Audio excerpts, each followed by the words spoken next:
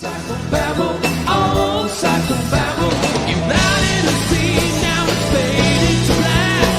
I threw it away, 'cause I don't want it back. I don't care when it's all psychobabble.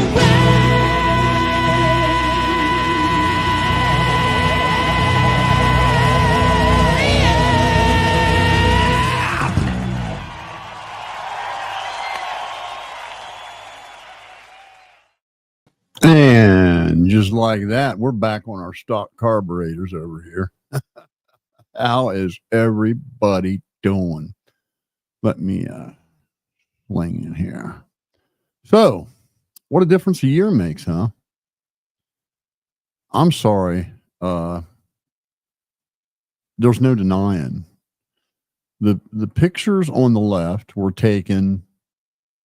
posted rather, when Rypta decided to first come back to Ghost Ranch. Okay. And the ones on the right were posted within recent weeks. Let's look at those again.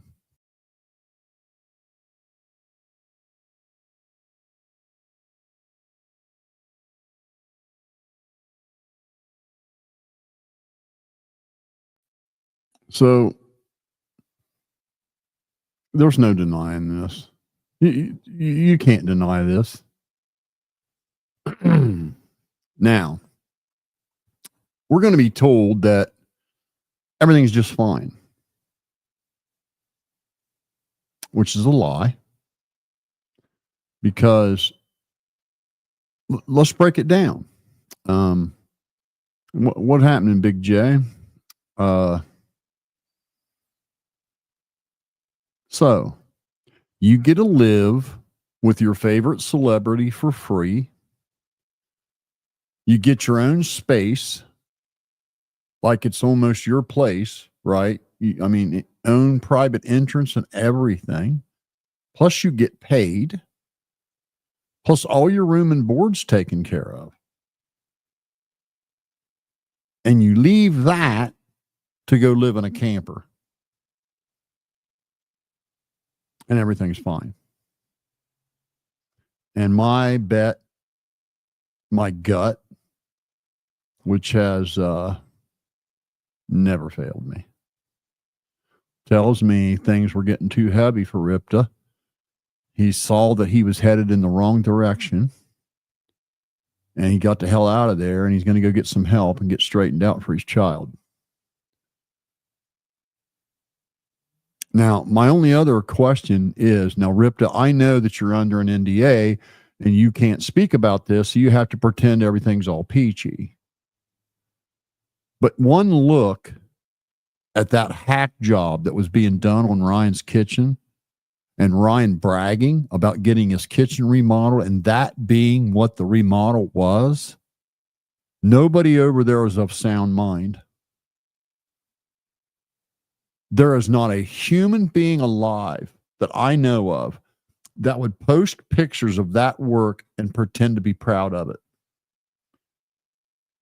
Let alone the absolute complete crackhead way he was trying to center those drawers was just, I was embarrassed for him, because he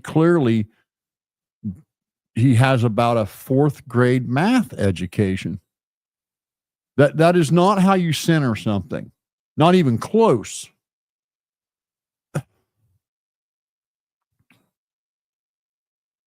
Things are worse than what we even imagine. Let's take just a second. Okay,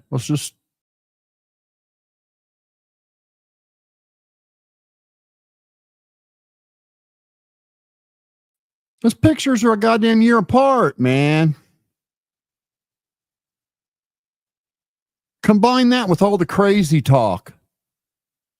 And I mean absolute outlandish crazy talk. Now he's back up on Jelly Roll. As if Jelly Roll has one regret over his record deal. You can't go to a truck stop, a diner, or tune in a country station anywhere in America and not hear Son of a Sinner. He's played the Grand Ole Opry, for God's sakes, man. He was in prison. He just played the Grand Ole Opry. He's got tattoos on his face, and he played the Grand Ole Opry.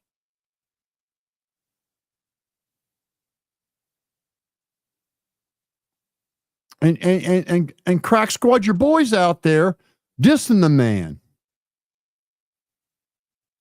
as if he's qualified. You guys realize, Crack Squad, and I'm talking to you, that Ryan has made an unmitigated fools of you people. You guys are looked at like laughing stocks, worse than he is.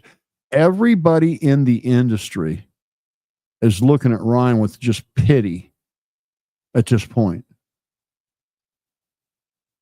And I'm just going to put it out there. Okay. If things go too far and something happens to Ryan, we're holding you enablers responsible.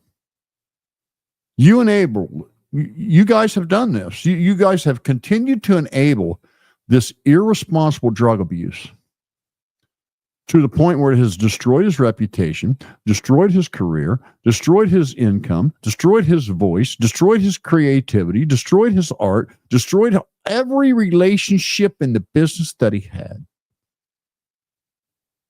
And now when his mouth moves, nobody believes a word coming out of it. Except for you guys, because you're stupid.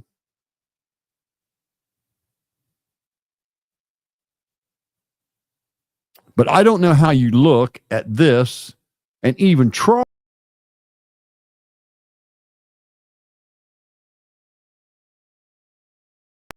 to claim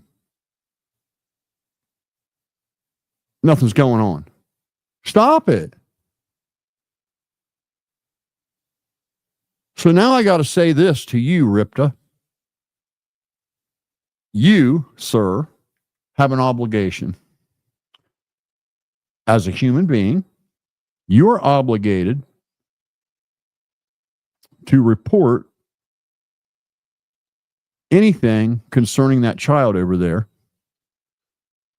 Is that child's needs being met while everybody's, needs being met? While everybody over there is whacked out of their gourd?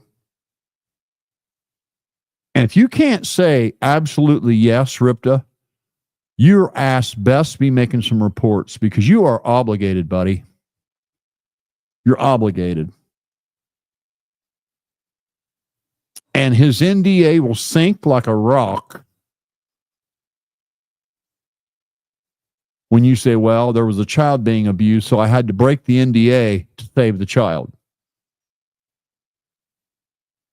No court in the land will give a rat's ass about his piddly little NDA.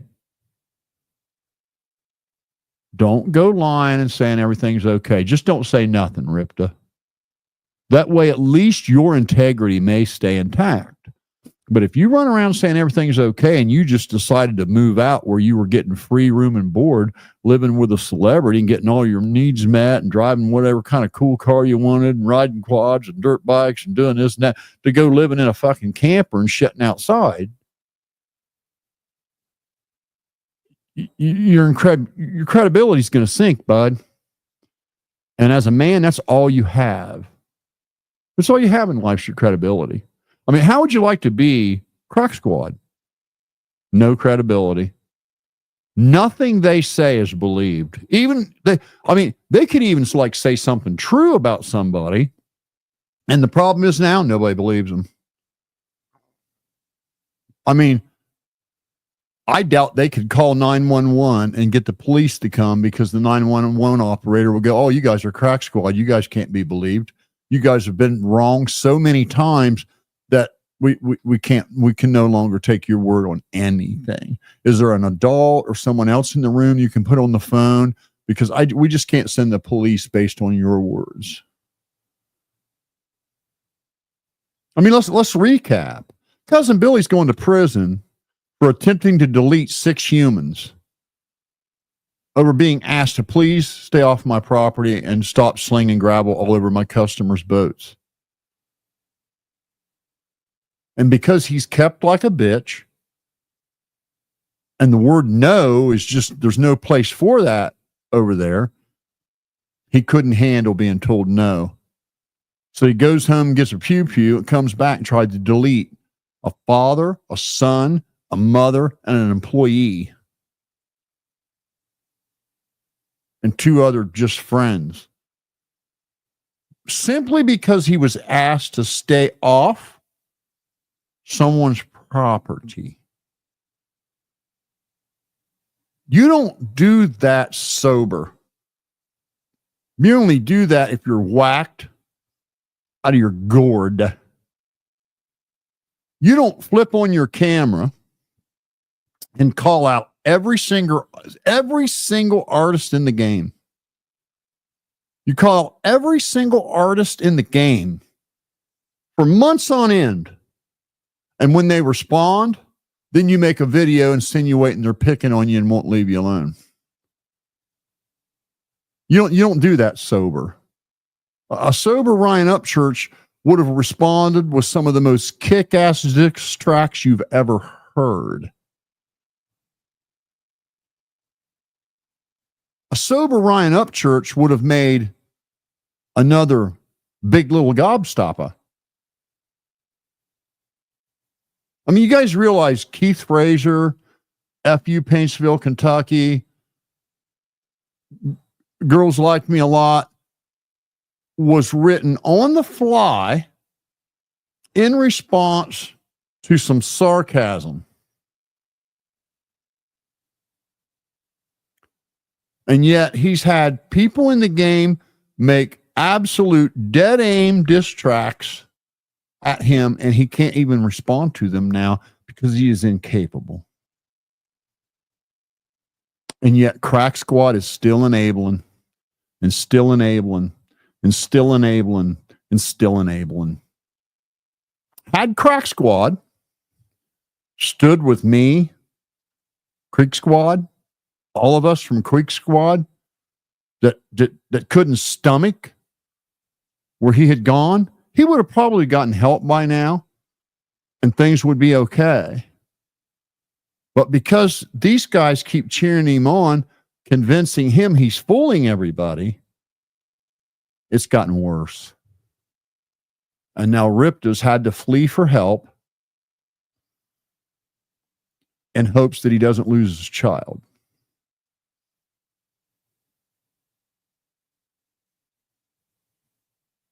So where's it going to end up, Creek Squad? Well, we know, us upstanding, hardworking supporters of what used to be a wonderful organization, Creek Squad, group of people give you shirt off your back, holler boys, as it would be, that has been reduced now to extremely low IQ crack squad that has the credibility of a rock. I'll get $1.99. What does it say? How many inches did you take from what's it? I don't even know who that is, to tell you the truth. I wish somebody could tell me, because I keep seeing this, but I don't know, grow up. I mean, you guys just make fools of yourself when you put that stuff on there. Nobody believes you. You understand it, right? Nobody believes you. Not one person believes you. No one. So just stop it. You guys have destroyed Ryan. You have, not me. You have. And I don't know, man. At this point, what I'm seeing is I'm worried. I'm genuinely worried for Ryan right now, because the isolation is beginning.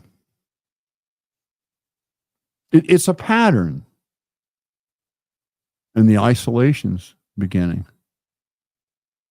Between that video of Deerdorf bragging about that freaking hack job and Ryan bragging about that hack job as if I thought he was like getting like a for-real kitchen remodel.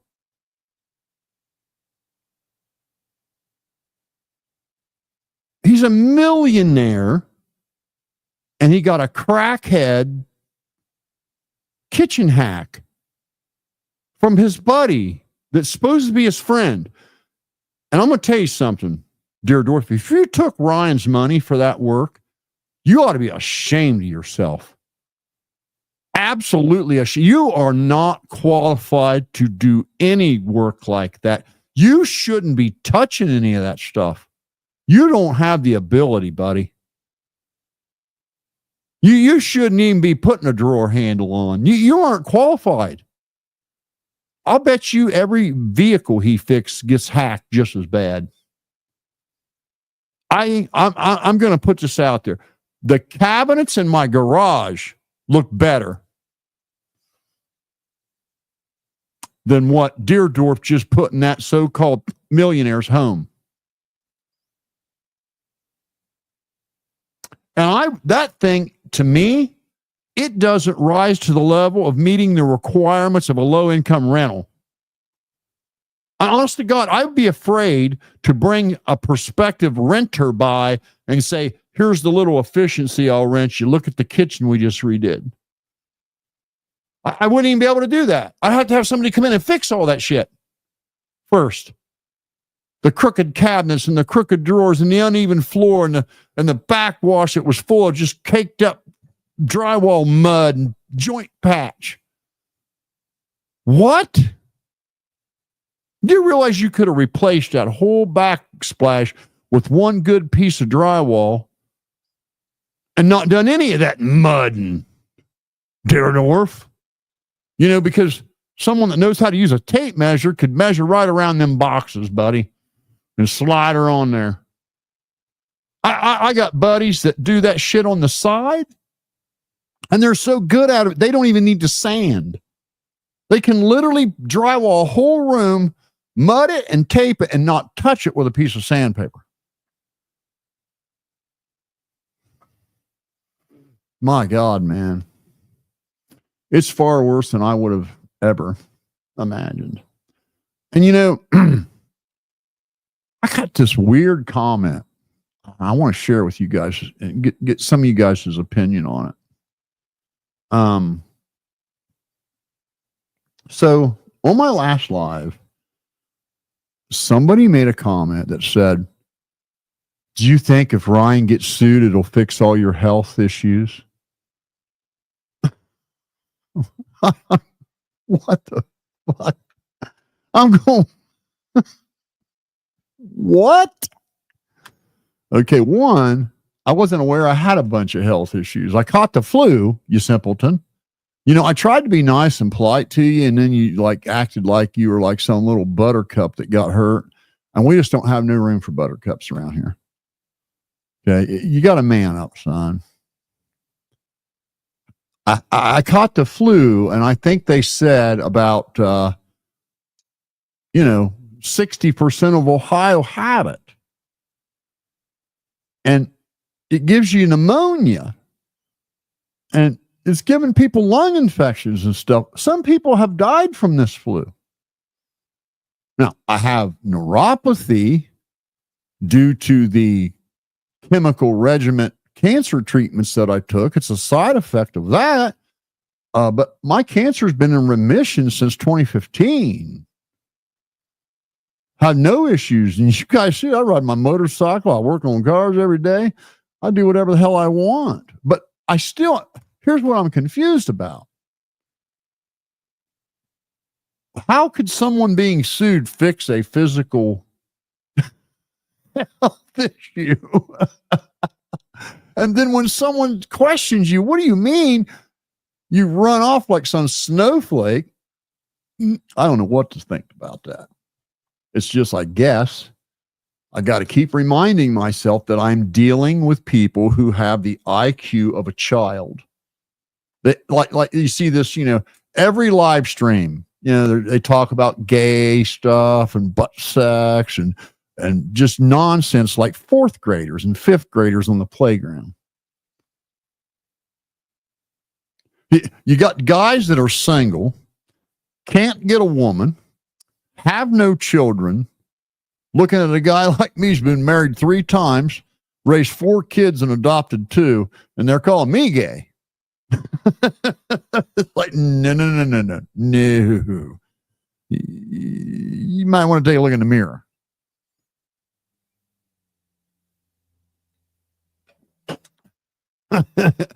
It just blows my mind you guys thought you could sell that made-up fairy tale and that anybody would believe it.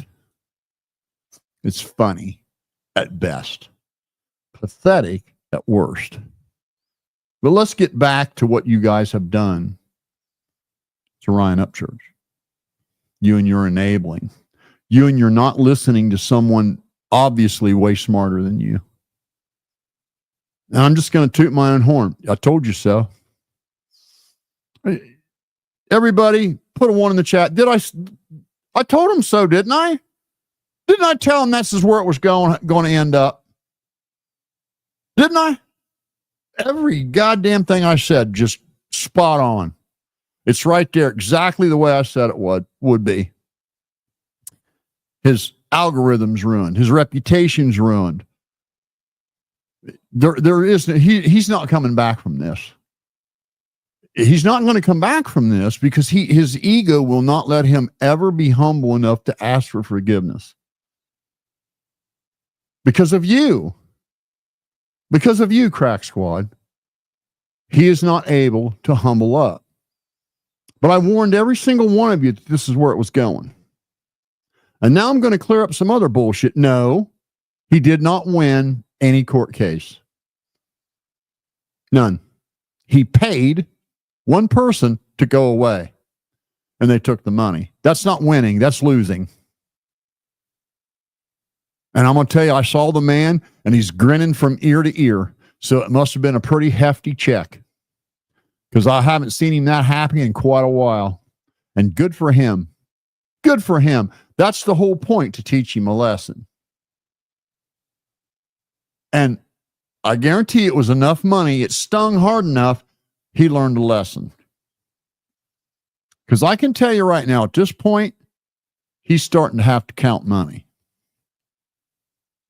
Because he has not put out a damn thing.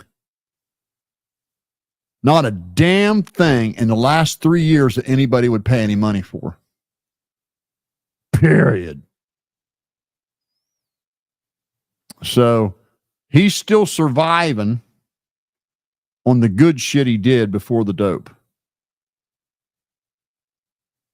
And I wish like hell there was one person in that boy's life that cared about him enough to drag his ass to a rehab. But unfortunately, he is surrounded by people who are selfish, the Uncle Wills of the world. You see, Uncle Will does not care about Ryan one bit.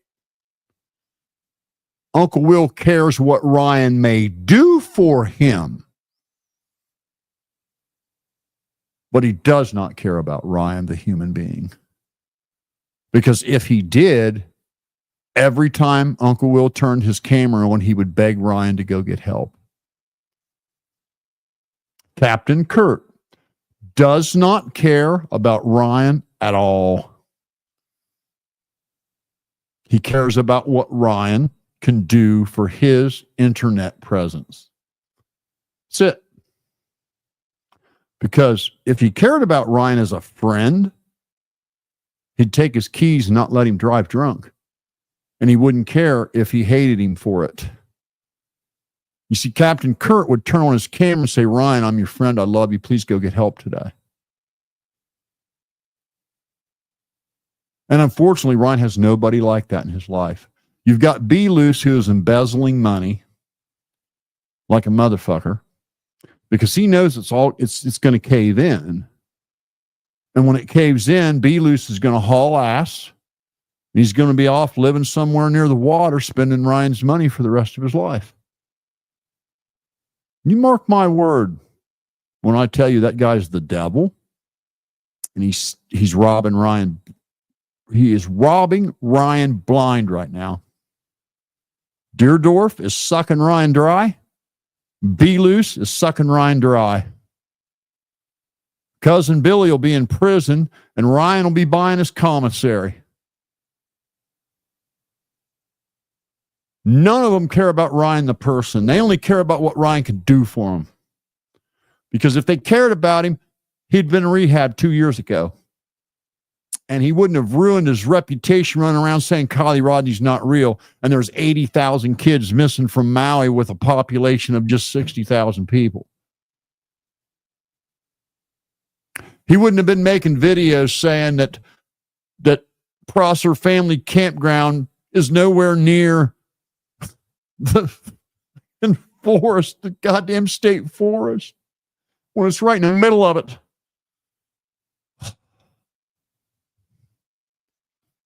He wouldn't have let his mouth get in the way and give away a $100,000 Hellcat to somebody that didn't deserve it.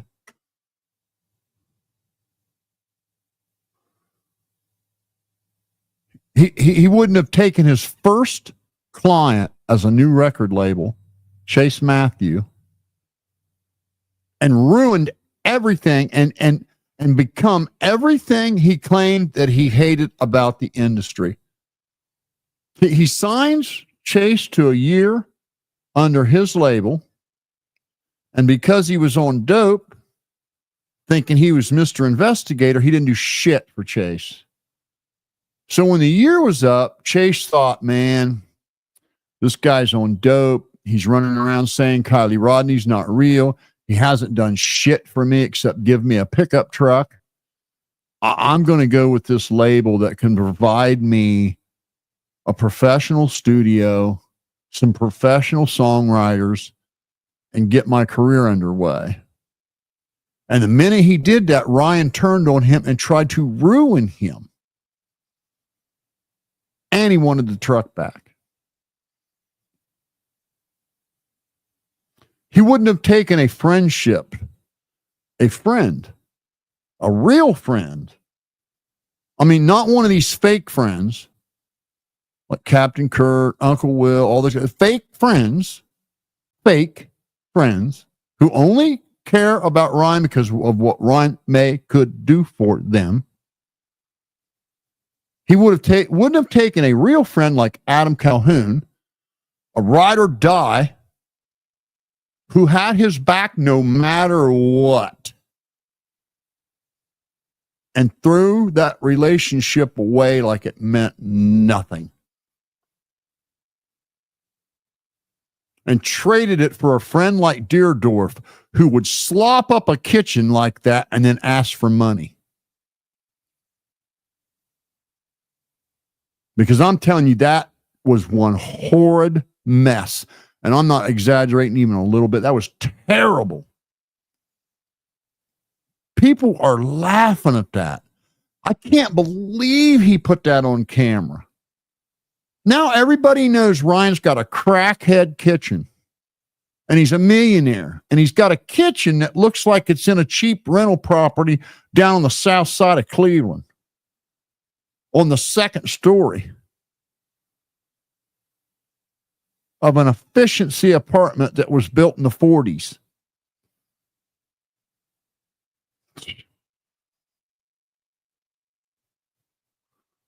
Did you know some crackhead convinced him that painting the logs yellow was a good idea? I won't even get into that. Holy God, man.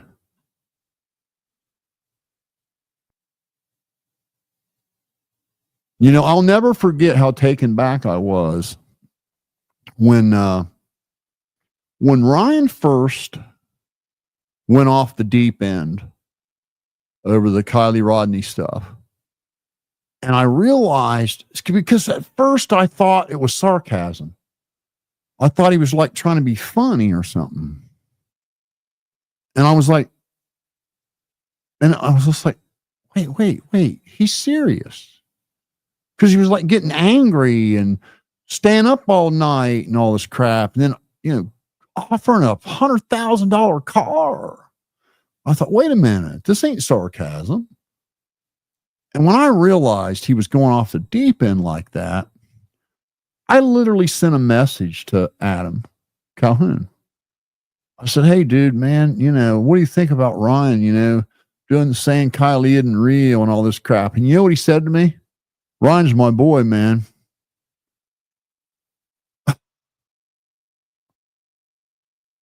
I listened to interview after interview after interview with Adam Calhoun being interviewed by people who were asking Adam about his career, not Ryan's career. They were asking Adam about his career. Great time to brag, right? Oh, no. First, he gives Ryan praise. Then he says, here's about me. That guy was a true friend. And Ryan tried to belittle him and make fun of him for simply being a friend that cared. And he has nobody in his life like that now. No one. I'd argue Beth doesn't give a shit about it. Beth only cares what Ryan can do for her. She doesn't care about Ryan the person. Just like the rest of them. Who's he got left now? Uncle Billy's or cousin Billy's going to prison. Rypta's on the same dope. He's gone. He's going to go get some help so he at least don't lose his child. Who's he got? Crackhead fucking Deerdorf, who's been taking advantage of Ryan and making up skits where he got $10,000 stolen and hoping Ryan will give it back to him, or backstabbing flip floppers like Johnny Cashville, who will call me and badmouth Ryan for hours on end on the phone and then turn around and say Ryan's his boy to Ryan. I'm going to tell you, anybody trust that guy, you're a fool. An unmitigated fool. So where's it go from here? You tell me. Because I don't see it ending well. Man, I'll turn this off. I'm telling you, it is bad. And I don't see it getting any better on some. He's going to need professionals that care. And it's going to be something where he's going to have to be like professionally counseled and all the above. There is no way on God's green earth that he'll fix this on his own. No way. And you got this stupid ass. One sec here.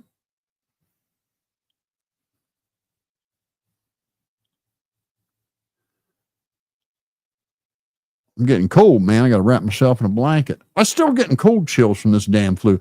They say it takes, when I talked to I had to see my neurologist today.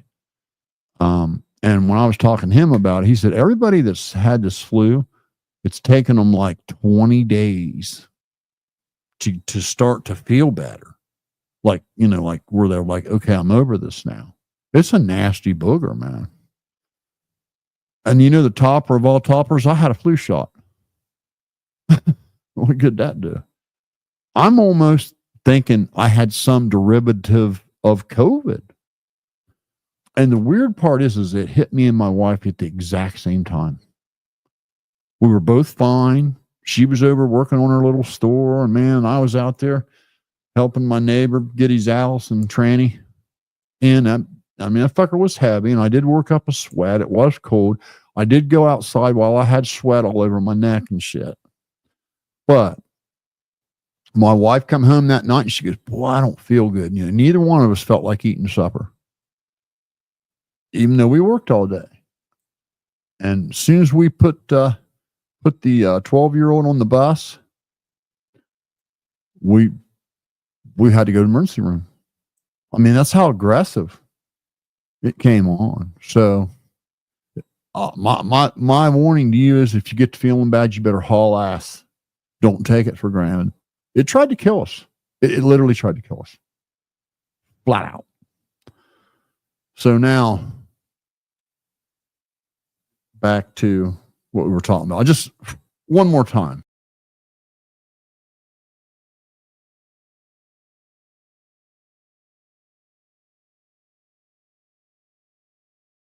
Now, to all you little crack squadians, You care to explain that?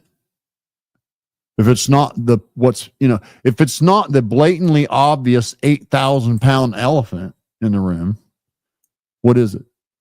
What is that we're looking at? You see,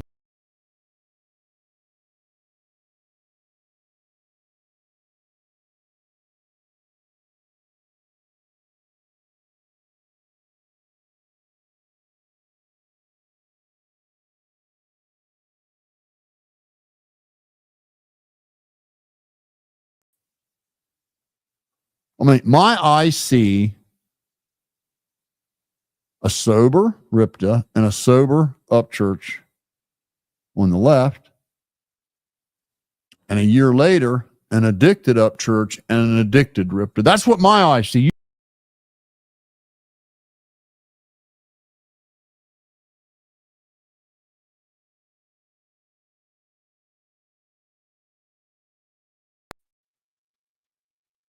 What do you see?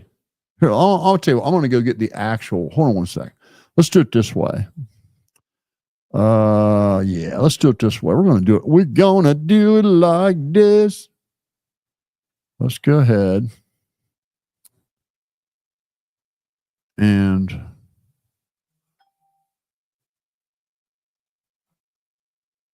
let's go ahead.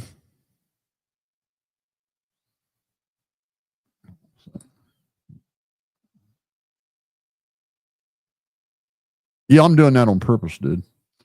All right. Sound. Yeah, I was messing with it. Hold on.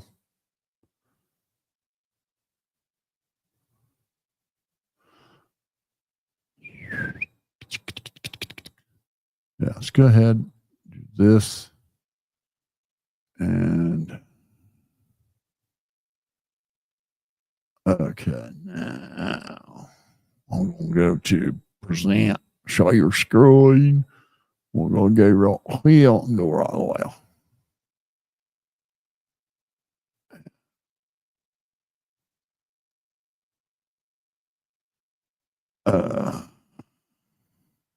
Okay. Now, everybody, even you, Crack Squad, I'm going to include you guys in this, man. On the left, we see a sober Ryan Upchurch and a sober Rypta, right? This photograph right here was uploaded when Rypta decided to move back to Ghost Ranch. Like, what was that? About 16 months ago?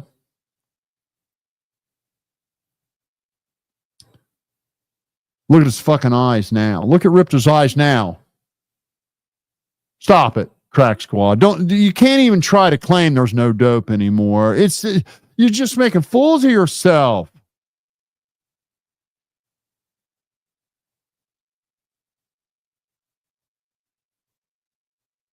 Come on, man.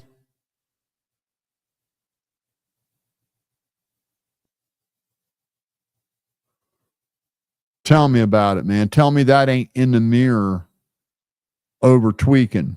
Dude says pecan pie. That's tweaking. That's tweaking shit. You sat and you stare in the mirror and you pick and poke at your face, and you pull on your eyebrow and all that. Yeah. Tell me, my son, when he was addicted like that, he pulled every damn all his eyebrow hairs out. And then next thing you know, he had sores because he was picking every little thing. Look at those fucking eyes, man. Come on, Crack Squad. Stop it. Do you even care about Ryan? I want to know, do any of you crackheads even care about him? Because I don't think you do. Do you care about him, Captain Kurt? I thought Ryan was your friend. You claim he's your friend. Why aren't you trying to beg him to get some goddamn help before he has nothing left?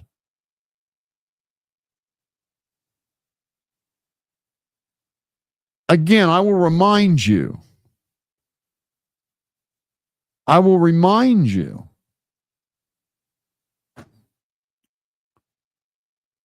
Nobody leaves a job where You get to live with your favorite musician for free. You get your meals free, your laundry done free. You get to cruise around all kind of different cars for free, side by sides, dirt bikes, live on a ranch that's gated with security, and get paid. And listen to me, and get paid. You don't just up and run away from that to go live in a camper where you got to poop outside and you're not getting paid for no reason. And we see the reason. Rypta wants more out of life than what you see in that picture on the right. He wants more out of life for himself and for his daughter. So he saw the ship is sinking. He sees that the fucking bow is full of water. And so he dropped the dinghy and he fled.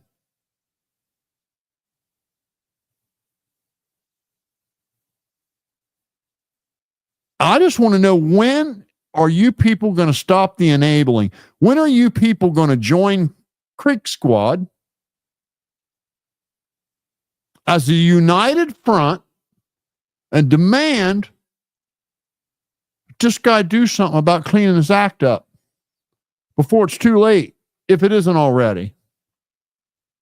I don't see him ever being taken serious enough anymore to ever have the fame he had in 2018. In my opinion, that was the end of his career right there. 2018. End of it. Nothing he's done since then even matters. And buddy, once he started the Kylie Rodney and real shit and tormenting a grieving family, that iced the cake.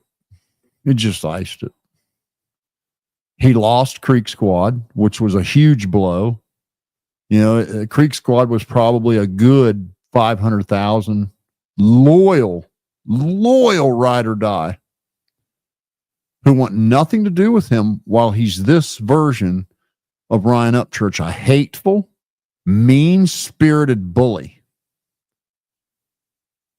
Slandering and bullying females, slandering and bullying grieving parents, slandering and bullying people that are too small to fight back. And all he has left are these little crackheads that go around doing shitty stuff to people on his behalf. And it has just backfired. Something awful. Just something awful. And like I said, Rypta, I'm not kidding, dude. I know you're under an NDA. I get it. But you have an obligation that if you know there's something going on, you need to help that child that's there. You have an obligation to report that. And that NDA won't hold a penny's worth of water if that's the case. It will be thrown out and used for toilet paper. So don't be threatened by it. But if you know for a fact that there's too much of the zoom and not enough of the holding the bottle, then you need to make a call, buddy. You don't just run off and save your own child.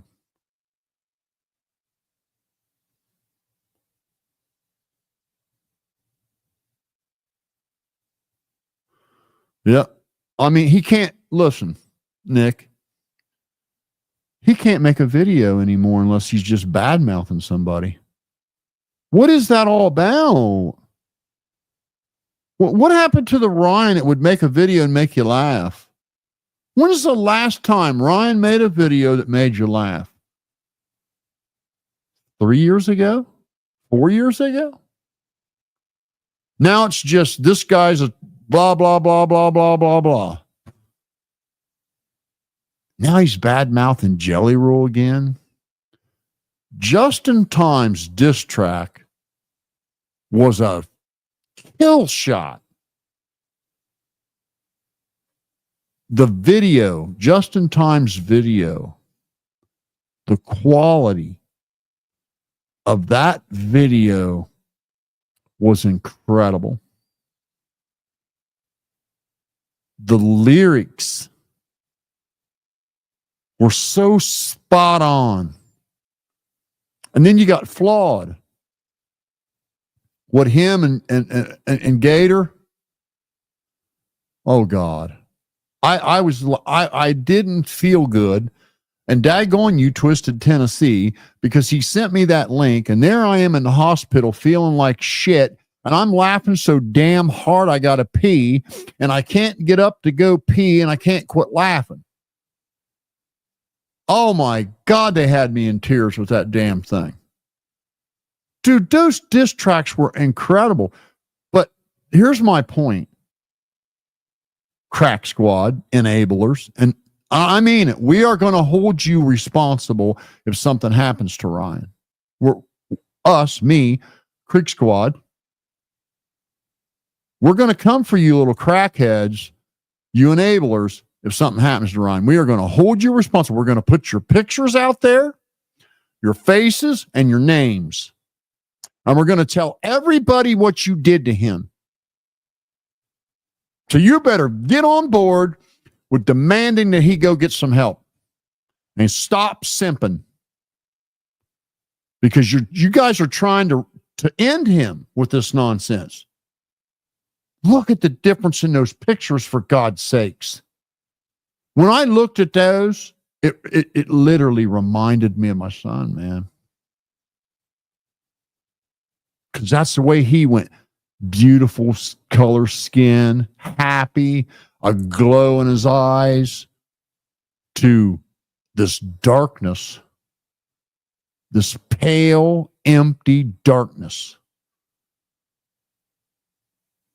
You guys should be ashamed, man, of what you've done. Look what you've done. Look what you've done, Uncle Will, with your simping, hoping you'd get $5. Look what you've done, you filthy animal. Look what you've done. Look what you have done. Defending all the crazy stuff that came out of his mouth. Knowing that it was crazy talk, but defending it anyway because he might give you something. What kind of friend are you, Captain Kurt, that you would allow this to happen to your friend publicly? That you wouldn't step in and say, dude, what's going on? With friends like you, who needs enemies? For sure.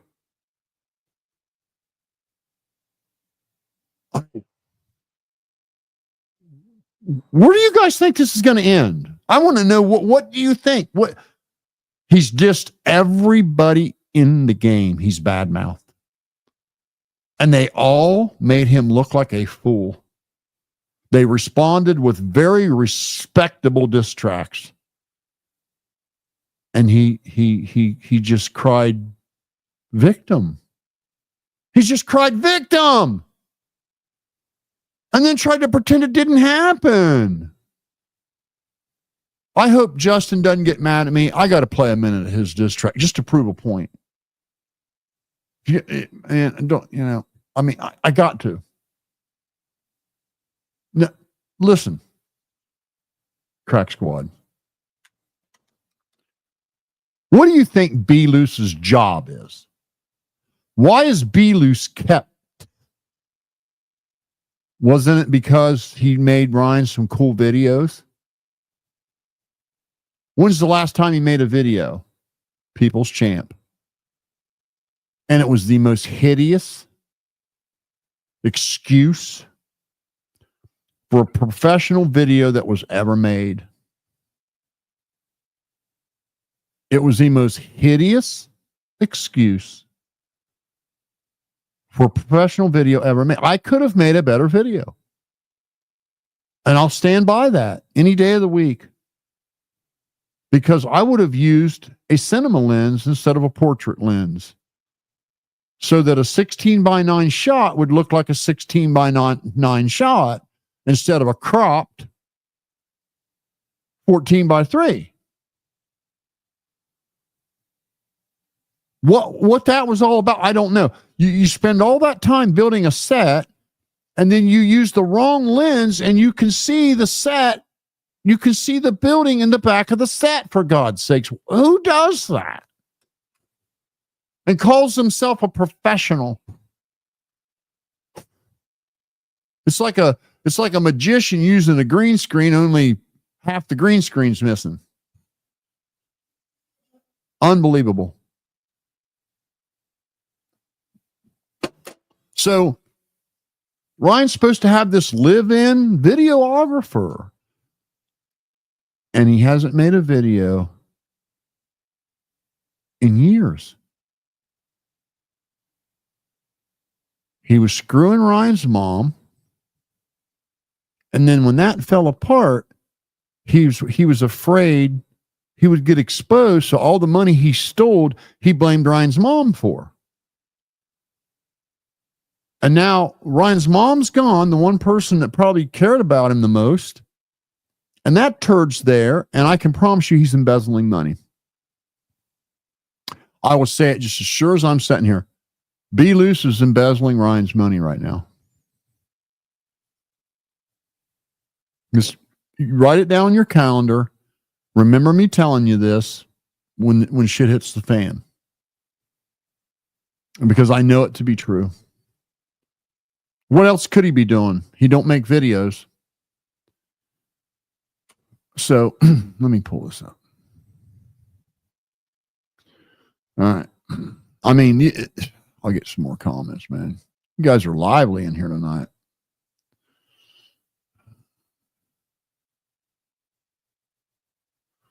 It's like,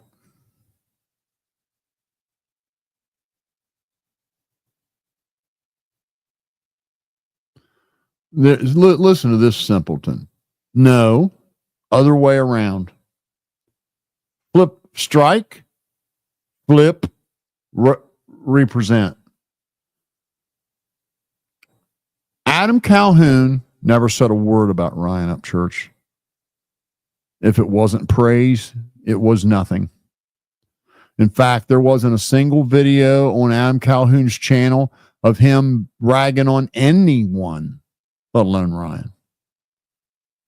Sadly, can't say the same for Ryan. Ryan created the beef with Adam Calhoun out of thin air. And Adam held off. Adam took it on the chin, man. Didn't say a word for the longest time until he was just left with no choice. All of those people that went to Nashville to record an album to maybe just help the genre a little bit, because it does need help. The genre does need help because it's not getting the radio play that it should. They wanted Ryan to be there. Of course they did. They look up to him.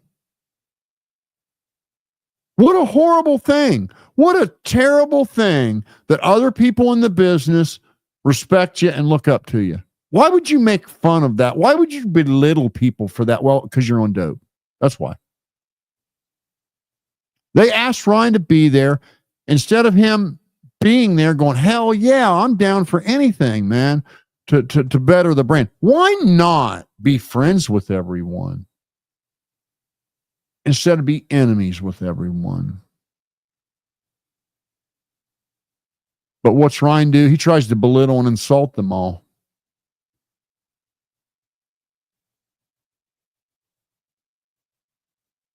Chase Matthew never did anything to Ryan.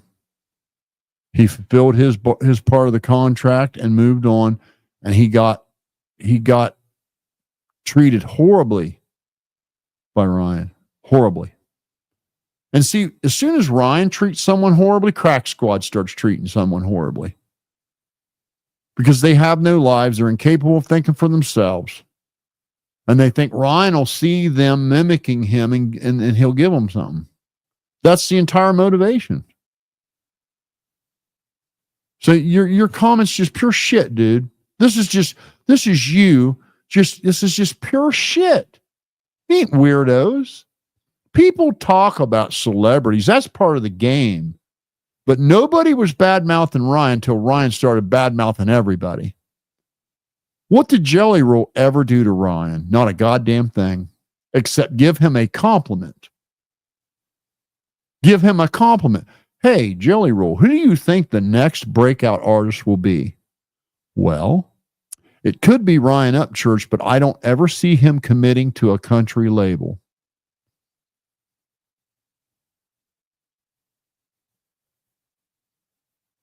That's a true statement. That's not an insult. That's a compliment followed by a very true statement. Ryan would never commit to a country label. We all know that. So when Jelly Roll was asked, of all the people in the damn world that could be the next big famous independent artist, he could have said anyone. He could have said anyone. What did he say? Ryan.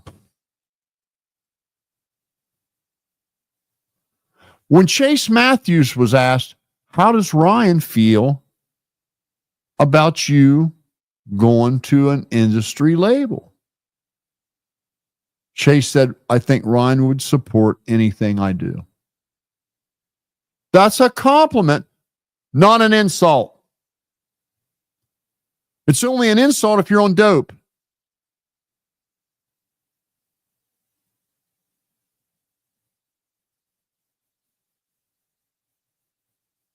The nonsense that his mom stole $25 million as she drove away in her used car to go live in her one-bedroom apartment is the most laughable nonsense ever told. Ever told. And if there's anybody that's took a dime of Ryan's money, it's Be Loose. And I'll bet you he embezzles money constantly. Constantly. He doesn't do videos anymore. That's for sure. So what in the fuck is he even there for? Well, a sober Ryan Upchurch would have kicked him to the curb by now, or said, you best be getting me some videos made and they better start getting better. You know, when you look at Nova, Tom McDonald's girlfriend, each video gets better and better and better and better and better. As it should be. Ryan has a live-in videographer. He should have been able to respond with a diss track that had a video that would knock your socks off. Right? I mean, Keith Frazier's a really good song. He whipped that thing off in about an hour. But he can't respond to Just in Time. He can't respond to Bromo Gator.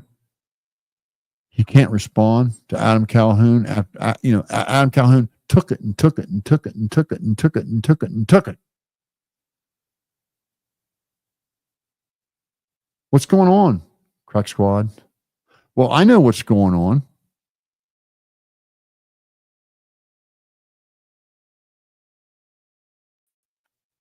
That's what's going on. That's what's going on.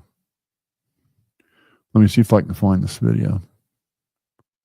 Sorry, but I'm on a rant, man. Somebody's got to care about this kid enough.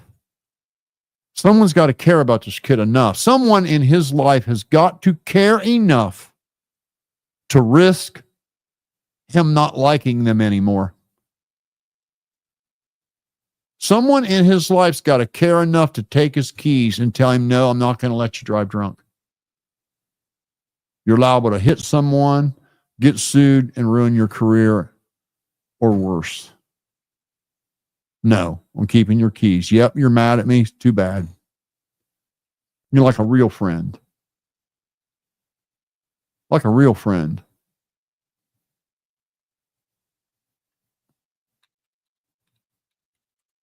No, they're all gonna make videos pretending everything's fine and acting like I'm the one talking out of my mind. Yet I've been right about everything from the rip.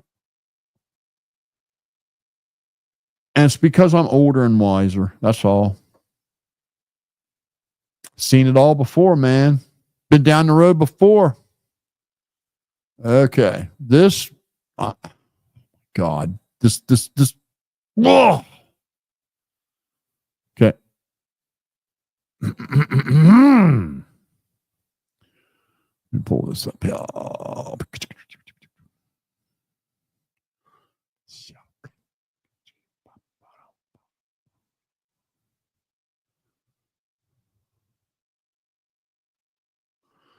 Wait a minute. I got to go over here. I got to do a little bit of adjustment.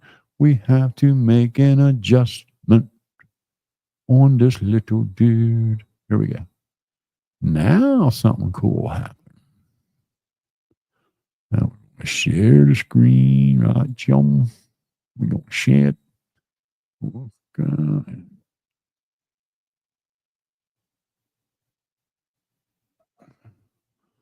And hold on a sec. Oh, I guess I better turn the volume up. Ain't no good.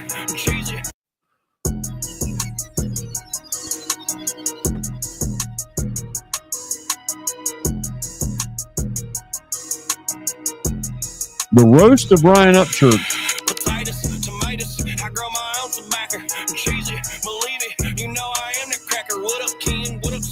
Look how good this video quality is. Should I drop that cake again? Well, that was 6Ks. I've been up about 6 days, nose running, but I don't take no sick days. Bitch made, switch lane, switch blade, which way? OSHA with the. Now, there's some important things going on here, okay, that I think you guys should know. All right, you guys should know this. It sounds really muddy, right? Well, that's him dissing Ryan's mixes ever since Stone Baby said, I'm out of here. I don't know who's mixing over there, but whoever it is, don't know what they're doing because it sounds like shit. And that's the first part of Justin Time's diss track here is mimicking the quality of sound Ryan's been putting out since Stone Baby said, see ya. Very smartly. Stone Baby got out right at the right moment because he could still be tied to this mess. Thank God he had the foresight to bail.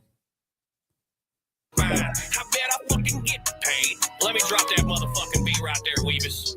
Listen up. Just a troll under a bridge telling fibs. You're talking shit to Taman might get kicked in the ribs, silly squid. Games. Your lames, my brain's insane. I'm high airplane. Delta, Skelta, hamburger helper. Talking reckless, I might snatch your necklace. Chop your head off, get it, leave you headless. Now do I need to explain it? Maybe rearrange it, take a selfie, snap it, save it, caption the motherfucking greatest. I'm a skyscraper, you're all haters. You're basic, I'm 23 flavors. Dr. Pepper. This ain't no sneak diss, but in my sink is my dirty dish is. Tell 'em. I wrote this when I was sleeping, not when I was up all night. Didn't even have to say that, but you knew what I was thinking. You didn't even have to say Honest it. Abe linking, praying hands deacon. All my kids seeming, sidestepping Willie, beaming. Look how damn good this shit is. This is the point I'm trying to make. We don't need to play the whole video. I just wanted to play just a little bit for you guys, just to show you that diss track deserved a response by any artist that would be awake for a couple of reasons. It would be one thing, dude up here, this Nick nonsense crazy person claiming that everybody's talking weird about Ryan. Justin Time hadn't said shit about Ryan Upchurch. But Ryan Upchurch sure took the time to trash mouth him and call him out. And so Justin Time responded to that call out with that video we just saw. That is so damn good. The video quality's good. The mimicking the shitty ass mix that Ryan's been putting out that just sounds like shit. And I know you guys heard me complain about how bad it was long before that video was ever put out. I can guarantee you can go back 2 or 3 months ago and you'll see videos of me saying, oh my God, man, that mix is terrible. Because it was. Now, I know a bunch of you crackheads don't have any kind of a stereo. All you do is listen to shit on your phone with some little cheap ass speaker the size of a fucking dime, or some factory car stereo with fucking dried out paper speakers that had shit spilled on them over the years. And you guys wouldn't know sound quality if it landed on your head. But to guys like me that enjoy good sounding stuff, Ryan's mixes have been horrid for 2 years. There is no way any like he could write the best song ever, and nobody would take it serious because the mix is so shit. The bass is overdriven and all muddy. The drums don't have any pronouncement. The snare has there's no announcement from the snare at all. There's no crisp. You can't hear a ting in the cymbals. Where's the ting, man? Where's the in the hi-hat? It's not there, right? Where's the sound of the finger pushing the guitar string onto the fret? These things matter. It's the difference between a homemade recording and a recording done in a professional studio. And if you think you can match a professional studio, you're just a fool. You're just a fool. And that crap Ryan's putting out is horrendous. I don't know who's mixing it, if he's doing it, or maybe Deerdorf does it in between remodels. I don't know, but it sounds like shit. And I'll stand right here and say before God, I could do it 100 times better, and I'm rusty. I could grab my old analog sound equipment out and make that shit sound rookie in a matter of minutes, just by EQing it properly. And Justin Time had sense enough to make that beginning of his track muddier than shit purposely, and I'll bet I'm one of the few guys that picked up on that. But anyway, my hat's off to you, Justin, for making fun of that shit. Rightfully so. Ryan is so far above this stuff. He's so far above this. What is he doing putting out homemade amateur mixes that sound like shit at this point?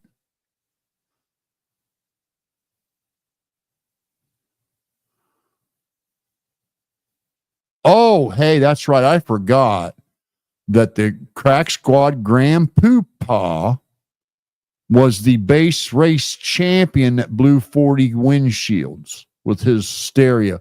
You see, that's just child's play, right? I mean, we all know this, right? Because there's a point where if the bass is louder than everything else, it's just noise. You're just making noise. And I don't see any skill in making loud noise. Like, I could teach a toddler to make loud noise with a train horn. Make good, solid, strong, hard-hitting, clean bass that mixes well with every other instrument. Then you'll impress me. Have good, hard-hitting bass, but have the vocals rise above it very cleanly and be very pronounced. One of the magical things, and if you were to ever talk to any record producer worth his salt, pronunciation is extremely important. Even if you can't sing very well, as long as your pronunciation is good, it'll carry you. I can't tell you how many bands that I heard that their singer had no pronunciation. I used to, I'm going to brag for a minute, if you don't mind. Okay. I did sound for years, and I got pretty damn good at it. I was born an audiophile, and I had some very good equipment too. some high powered stuff. And when I would get a band where I knew the band was pretty good, but the lead vocalist was having pronunciation issues, there's a couple of things that could be going on, right? One is he just sucks, okay? Or two, he can't hear himself, right? So I spent a lot of time and a lot of money getting the right monitor equipment and learning how to make a hot monitor, a stage monitor that was so hot, I had vocalists asking that it be turned down in a live setting. And I'm going to tell you, that's a rarity, because it's usually, hey, I can't hear myself, I need more monitor. But my monitors were tri-powered, meaning they had a separate amp for the bass, a separate amp for the mid-range, and a separate amp for the tweeter.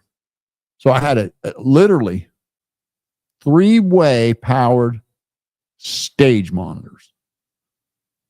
And they were 16,000 watts per column. And when I had a lead singer that was having pronunciation issues, I made his own voice knock him clear backwards off the stage. And it worked. This shit that Ryan's putting out, the mix is so muddy, you can't get any pronunciation out of it. And Ryan is fucking good at it. Ryan has got excellent pronunciation. I mean, fucking excellent. And it's like it's being lost. Listen to this. I mean, does this make you feel better? It's just stupid, dude. You're just dumb. McGuffey Lane was a very successful, very popular band in the 70s and 80s, dude. They're old people now, but they were Ohio State favorites. And there's just no denying it. You know, that's like you saying Ferraris suck only because I can't have one. That's what I see right there. That's why I see you saying Ferraris suck because I can't have one. I'll put my recordings of McGuffey Lane up against anything anybody you know ever put out. I'll put my live recordings of the Gods, where I took literally created ISO boxes with the trunk of a car. I took 2 realistic stereo speakers and put them in the trunk of a car with 2 Shure SM57 microphones and a splitter snake. And I made a live recording from the Arosa Villa, the infamous Arosa Villa in Columbus, Ohio, that made an album. My live recording is on an album. And it's the best sounding track on the album. So you can just suck on my nutsack here, you jealous little twerp.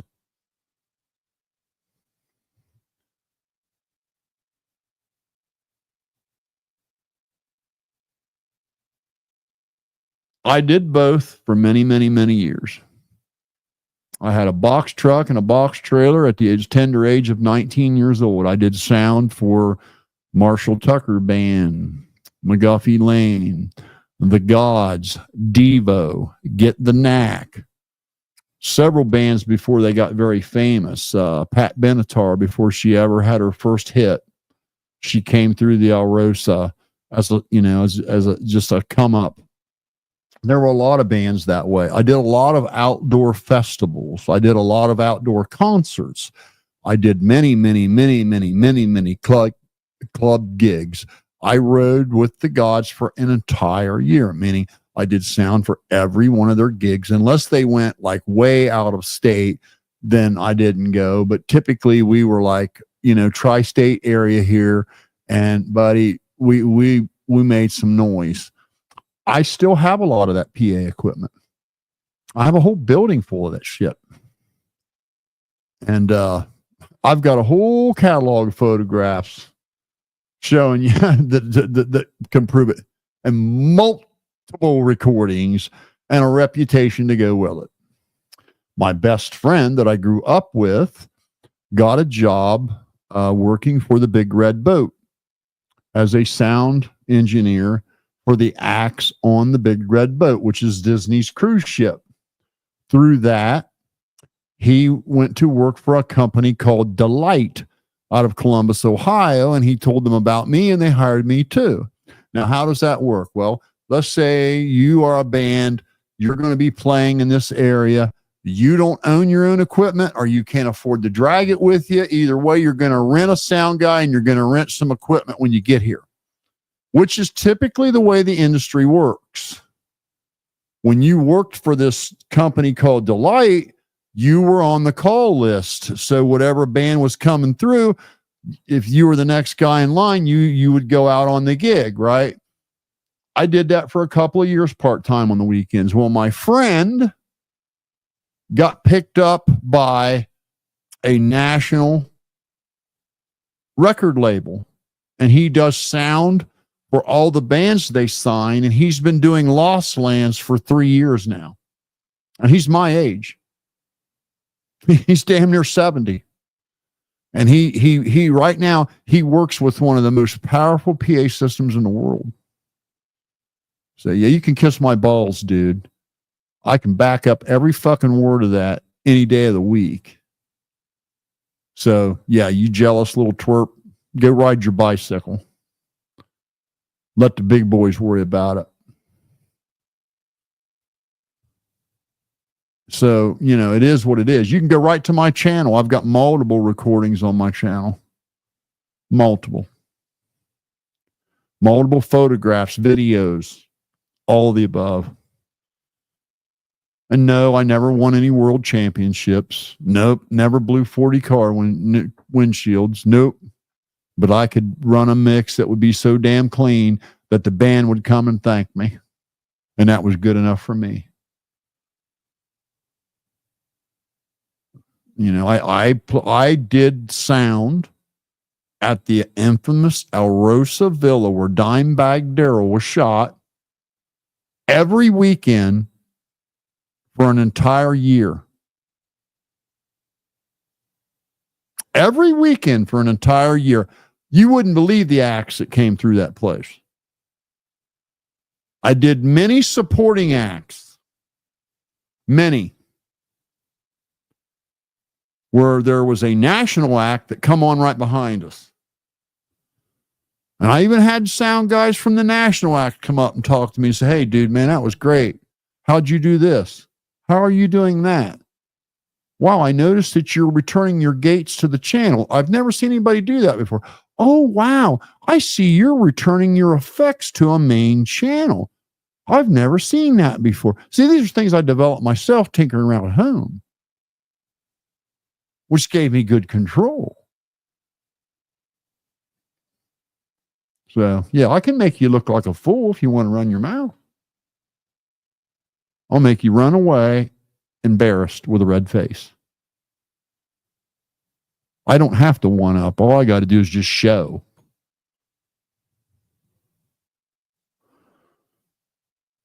Anyway, where was I?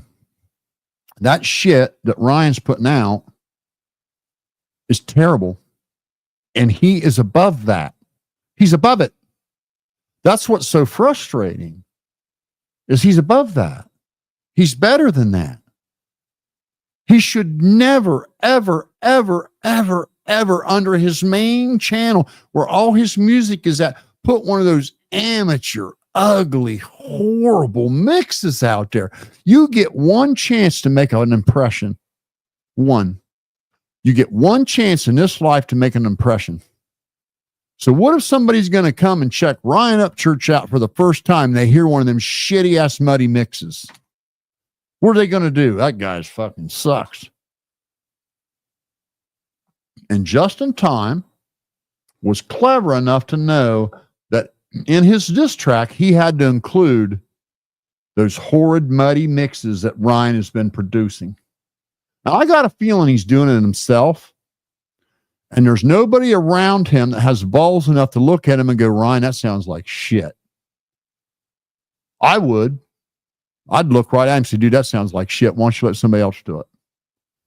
Why don't you call Stone Baby up and apologize to him and see if maybe he'll do it for you?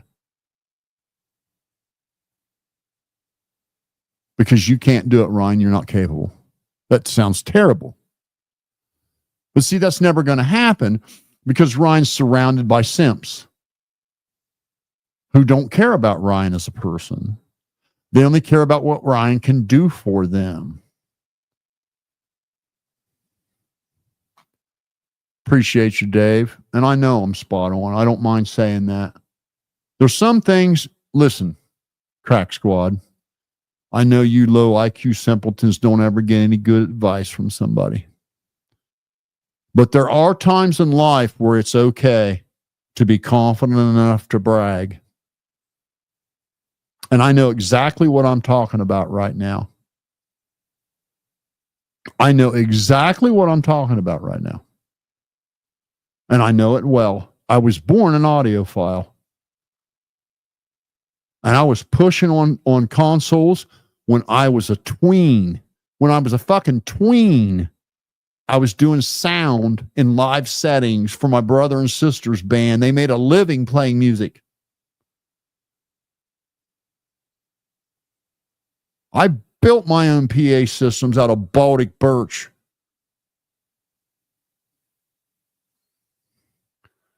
And there was a time, man, some of that stuff that Stone Baby put out and the mixes on Chicken Willie, that shit was good, man. Real good. In fact, I couldn't even find anything to critique about it, really. Can't say that now. Haven't seen any good mix come from Ryan since the last one that Stone Baby did, which was My Yard. Last one. It's frustrating. It's frustrating for a couple of reasons. One, Ryan is very talented. Ryan should be at the top of the game right now. He should be a sensation. But due to poor management, due to being surrounded by simps who don't care about him, due to being very young and immature and getting famous before he'd ever had a chance to see how the world works, have all played against him. And then introduced the drugs that Beth brought when he started dating her, and now it's all fucked. It's all fucked now. And yeah, Beth brought the dope. There was no dope until that thing came around. And I'm sorry, but she is incredibly unattractive.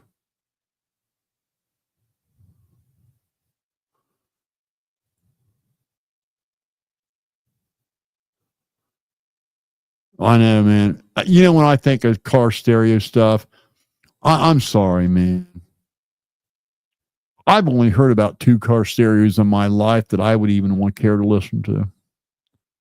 Because that's what they are, overdriven bass. Just a bunch of overdriven bass. Well, big deal. What does that do? You can't ride around listening to that shit. You'd have a headache. Turn it up for 30 seconds and go, look how loud mine is. Ain't that cool? I mean, it reminds me, here's what I see. I see a chubby redhead with his hat on backwards in a Honda Civic with a cracked windshield. And that's what I see. When you say car stereo, that's what I see. Sorry. A car doesn't even have the proper environment to make good sound. It really isn't. You know, I can see wanting to have a good sounding car stereo. I don't blame anybody for that. But when you try to tell me, oh, it's good, no, it's not. No, it's not. Might be loud. That's about all it is. That's about all it'll ever be. That is all it will ever be.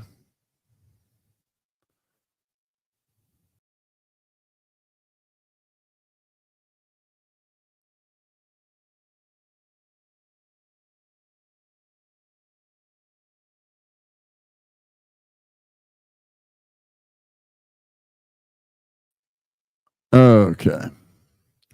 So let me pull this down.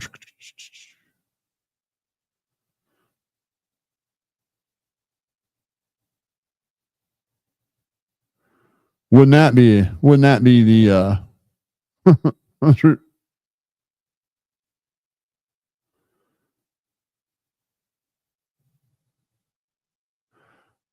I'm not going to say there wasn't some dabbling, but the everyday stuff, yeah, it started with her. When she showed up, it showed up. Every video he ever made with Beth, she was passed out in the passenger seat. Come on, man. I'm surprised that child wasn't born addicted, to be honest with you. I'm going to tell you something, Harlow. Something that Rypta said really bothers me, man. I mean, you guys know my wife and I, we got big hearts. We've adopted. We've went to foster care and helped kids that we knew were in trouble. And he made a statement that, that he was doing it for his kid. Like, to me, it sounded like he was getting his kid away from something bad. And when you start overemphasizing something, it's guilt speaking loudly.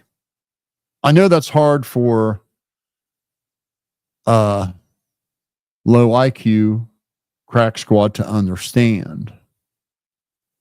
But when you keep saying how well something is, it's probably because it's bad. And I think everyone over there is gone, man. That's what I think. And I'm telling you, my gut has always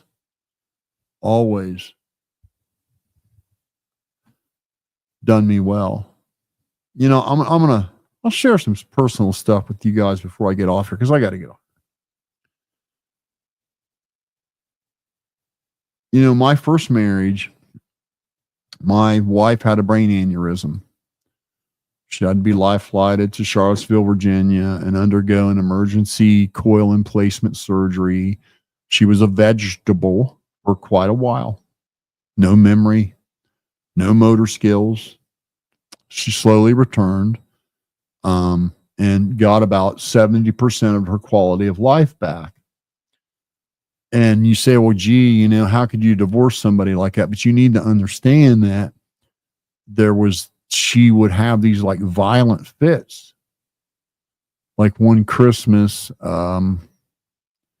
she like threw the Christmas tree out in the front yard. And I mean, I could go on and on. But anyway, for my children's sanity, I had to do something. So that being said, I meet this chick. I was very affection starved. And so I make an agreement with her. Okay, I can work anywhere in the country with my credentials. It's not going to be a problem.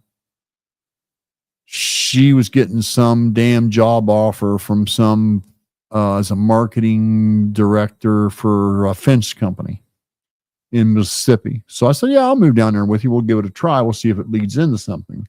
Because, it was kind of cool. We were banging each other and this and that. And so supposedly now we're boyfriend and girlfriend, and we're supposed to be headed towards a future together. As far as what I know, right? I mean, that's what I'm led to believe. And she starts telling me about this guy that works there named Charlie. And next thing you know, Charlie's driving her car. And I'm thinking, the only way I would let a female coworker drive my car is if I was banging her. Right? You tell me, put a 1 in the chat if the only way you'd let a female coworker drive your car is if you was getting something. Right? So I thought, that's weird. And so she tells me one day that she's got to work, but not to call because she'll be down on the factory floor and she won't be able to hear the phone. But she'll call me once in a while and check in. And my gut said, oh, that's a red flag. Okay. So I did not do anything. I just went about my day as normal. But when she got home, now this is how good my gut is. Because my gut told me she was at a hotel fucking a coworker all day. Don't ask me why, but that's what my gut told me. Okay? Now you have to understand, she's a drunk. This isn't a woman out cheating because she wasn't getting any at home. This is a woman out cheating because when you go to a bar and get drunk, this happens. Men and women have sex when they're drunk. And she was a drunk. She went to the bar every day getting drunk. I don't drink. I was never a drinker. Just doesn't do nothing for me, man. I don't like feeling drunk. I don't like not being in control of my faculties. So I'm thinking, she probably fucking somebody. So when she got home, I just very nonchalantly said, hey, you know what? I decided to go fishing down in Aliceville and I saw your car sitting at the hotel. I didn't. Now listen, this is important. I did not see her car sitting at a hotel. I did not go by there. I just had a gut feeling she probably was at the hotel fucking somebody. And you know what she said? I only stopped there for a minute.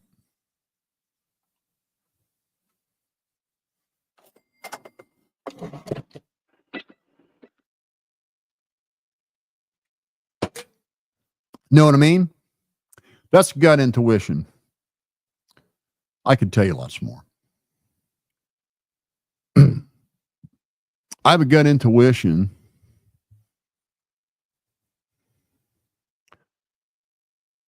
I have a very strong gut intuition.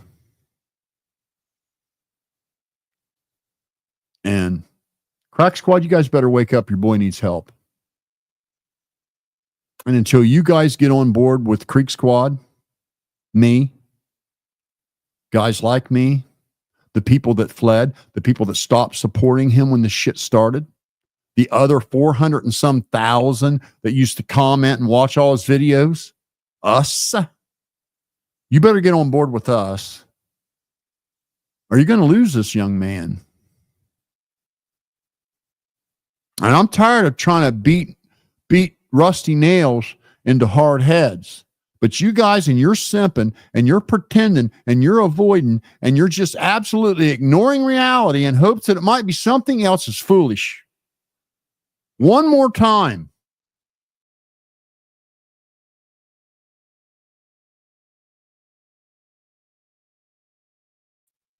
For the love of fucking God, you guys.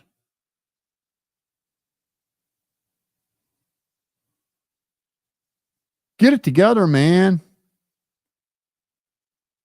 You guys are watching. We're going to hold you accountable. Every one of you simps that never had the courage to call things what they were, we're going to hold you accountable. You just remember being told that.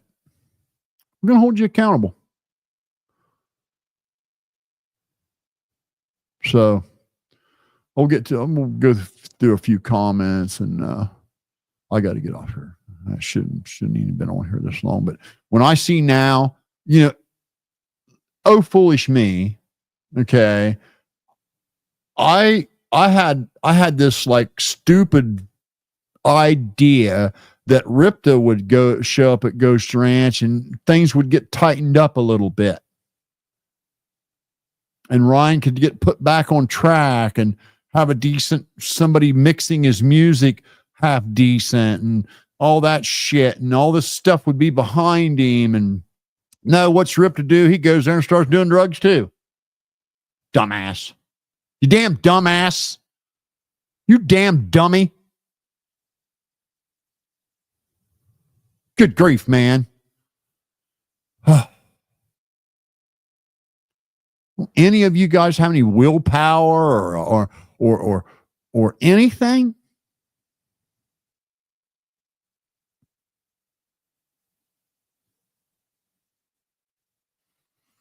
Well, it's jealousy at this point, Nick. It's jealousy. I mean, that's all you can say about it.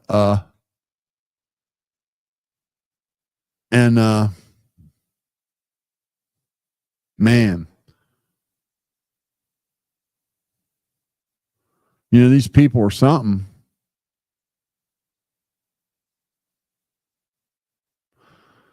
I'm in the same place, Backwoods. I would say, well, he done a few singles after Parachute that were pretty damn good. But when Stone Baby left, that was the end of that. Even the composition's off. Bad. Like fucking bad. I think Stoney would force the composition and make him do retakes to get it right, where now no one's got a courage to say that sounded like shit, do it over. There's no one there to do that. And here's the other thing. Okay, Ryan went and bought him a Midas board. Now, I know some of you guys don't know what that is, but a Midas board, they are German, very well built toys. And they have a built-in program called Fractal. And Fractal is very, very powerful. Fractal has every guitar sound known to humans and every guitar effect known to humans. And it takes away the need for ISO boxes. Now, what's an ISO box? In order to make a guitar sound big on a recording, like you're sitting in front of a Marshall amp and the knob's twisted to 10 and the artist is playing just for you, if you've ever heard a good stereo. I know a lot of you younger folks, unfortunately, music has been dumbed down for you. There's no such thing as true stereo anymore, and you guys are being cheated. Bad. But there was a time when you could turn a stereo up and it sounded like the Marshall amp was sitting right in front of you. Okay, well, Fractal does that. And an ISO box, in order to get that big sound back in the day, when we were analog, you would literally take a box, a wooden box, insulate it, put a small guitar amp in there with a microphone, lay the microphone right on top of the amp and twist the knob off and then screw a lid on the box so it was airtight. And the guitar player could stand there and play that amp wide the fuck open, and it would sound incredible on the recording. That's what an ISO box does. I did many live gigs using ISO boxes. Also cuts down the chance of feedback and rumble in a live setting. But, man, the thin shit that's going on now with this is terrible. But I think Ryan got this Midas board. I think Stoney probably convinced him that was the one to get. They are very expensive. However, you don't just pull a Midas out and start using it and have a clue what the hell you're doing. You're gonna mess a lot of shit up before you ever get one thing right, because they are very intricate, very heavy duty, very digital, very layered. And you do need to know what you're doing. It's like one of those deals where if you started out on a basic analog board that had no effects at all, and through the years, every couple of years you got a new one and there was a little bit of new technology. And then every couple of years there was a new one with a little bit more technology, where you were biting it off in small pieces. By the time you worked your way up to a Midas, you could get around that board pretty good. But to just start out with a Midas, you're talking 2-3 years of pushing knobs till you get something right. I'm not even exaggerating a little bit. Those boards are very intricate. And you can make it sound bad a lot more times than you can make it sound good. And unfortunately, that's what Ryan's doing. He's got that Midas board. It's got all that fractal stuff in it. Everything's all out of whack. There's nobody to ring it out. There's nobody to tell him, this is why it sounds tinny. This is why it sounds boomy. This is why it sounds echoey, Ryan. You got to turn this down, put this gate on. I don't want to get too far off in the weeds, but he needs help.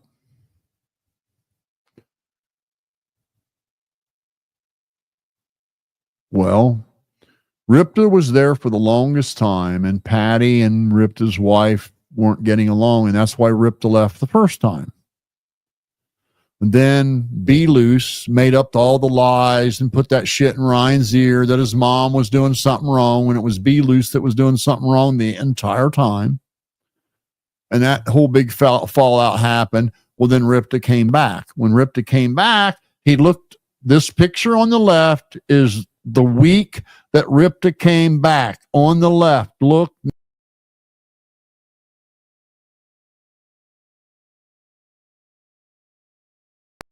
That was about 16 months ago. Now look on the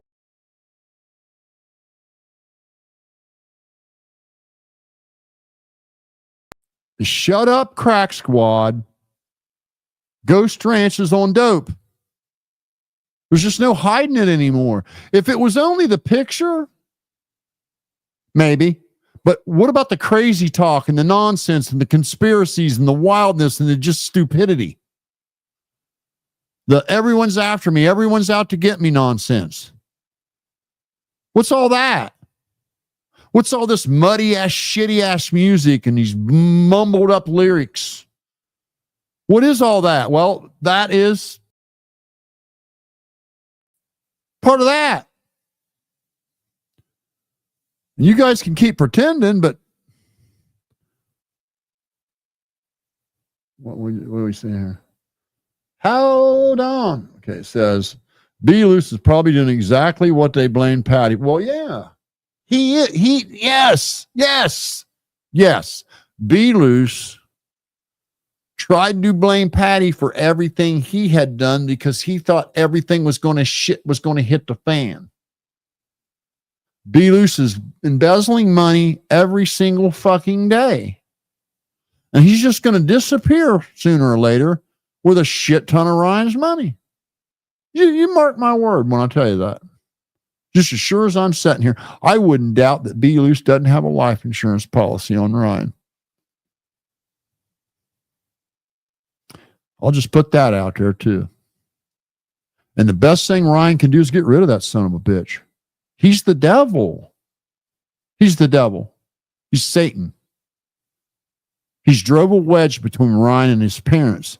He's drove a wedge between Ryan and his family, his siblings. He's drove a wedge between Ryan and all his old friends. He's Satan. Crack Squad, you guys better wake up. You better wake up.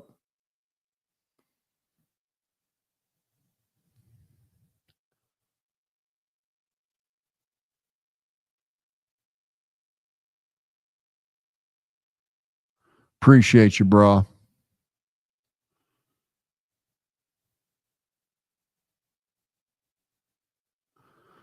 Let me tell you something. I'm a firm believer. Let me put this back over.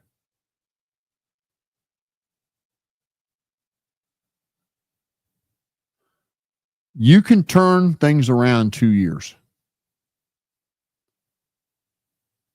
Let's say you get addicted. To support your addiction, you end up doing a couple robberies, you end up getting convicted of felony, and you do a year in prison. And now you're on parole and all this crap. You got no job, you got no car. Your family has quit talking to you. blah, blah, blah, blah, blah. 100 guys have to live that hell every day. You can turn all that around in 2 years. But guess what the first step is? Got to get off the dope, man. You got to stay off of it. Everything else will fall in line. You see, the human, I was going to go through some comments, but I think at this point, oh, for God's sakes, you guys are something, man. I just, do you guys ever get tired of acting like little kids, like little fourth graders and stuff? Let me tell you something, Mike.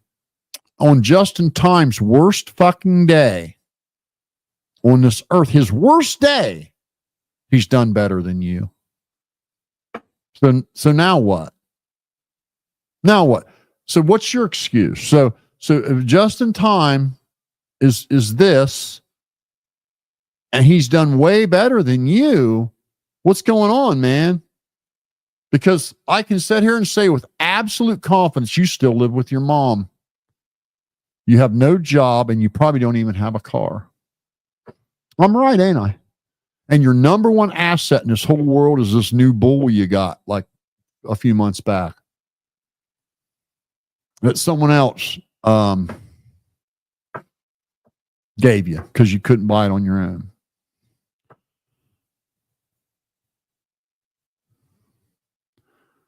I could slap you sideways with one arm tied behind my back and take your girl if you had one. Just saying. So anyway, I want to share this with you guys. I got to get off here. You can turn this all around. Even you, dude, you poor little jealous little sissy. All you guys. Even you lowest of IQ crack squatties, even you, Ryan Nichols, you can turn it all around in about 2 years. Now, the first step is you got to get off the dope. The second part is a sober human has a natural will to succeed. If you smoke weed every day,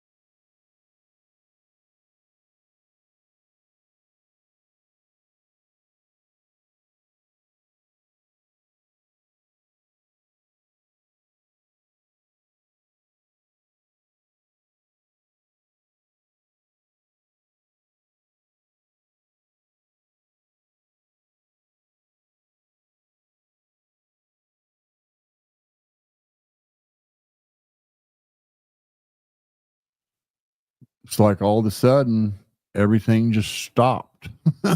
So I quit and came back. Anyway, let me go through some comments here. But listen, you guys, you can turn shit around, man, in no time. Yeah, it locked up. I don't know what happened. I don't know if my computer's glitching or my internet's glitching. I'm not too sure. That's the second time now. It did that the other night, but the power blinked. This time, no power blink. Anyway, I thought Dagburn was in here earlier.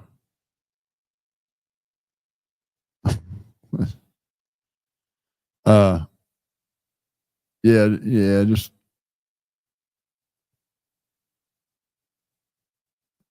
see what we got here. Yeah, I don't know. I don't know why it's done. It's like I say, I don't know if my computer's glitching or my internet's glitching. I guess I'm going to have to look at my log file and see what happened. But anyway, as I was saying, listen, you guys, you can turn this shit around, man. And I got to put this shit on an hour before I go to bed. Just fucking oxygen and be on it for 20 minutes.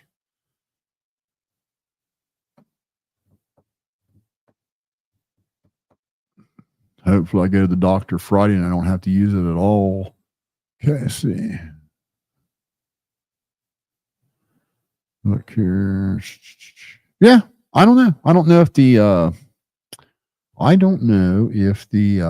what it was. I don't know if I've never had any issues with this computer, but it's just like the screen freezes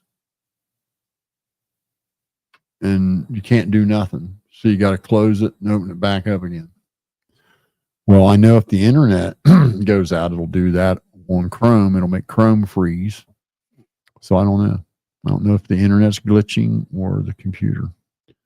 Anyway, as I was saying, you guys can certainly, you can turn it around, man. 2 years time, you can turn it around. That sounds like a long time, but think about it. Think about how long you've been living at your mom's with no car, no money and shit. Some of you. Right? And it all starts with being sober. All starts with having a clear head. When I look at people, no,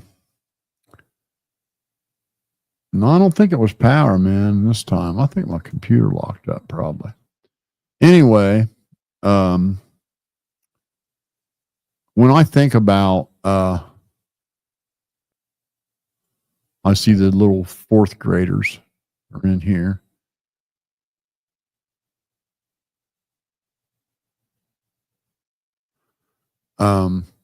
Imagine being that immature.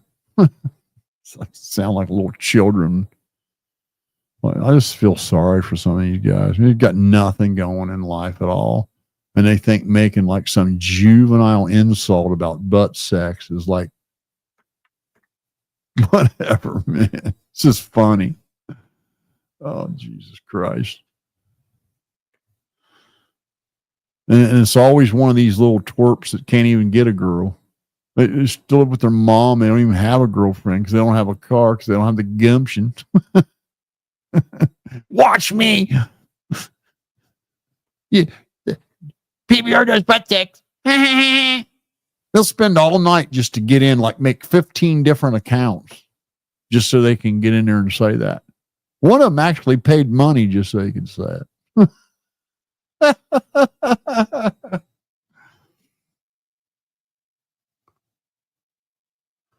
Oh, I know, man. The fucking Jesus God, man. The hey, that your icon right there, Starstruck. I listened to that the other day. His rendition of Nutshell. It's good. Isn't that a shame? To think that he's willing to throw that all away for a thrill ride from a stupid pill. I don't understand it. I just don't. It's so hard for me to understand why anybody would want to do that. But anyway, I got to get off here. Appreciate you guys tuning in. We'll see you on the next one. Rypta, I'm going to tell you one more time, young man. You, Rypta, you are obligated as a human being to put that child there ahead of any NDA you may have signed. You understand? And if there was something going on and you didn't report it, we're going to hold you accountable. We're going to come after you and we're going to say you knew it was going on. You were an accessory. You took part in it. So if you think things aren't as good as they should be, you had better call somebody tomorrow. Appreciate y'all. Catch you on the next one.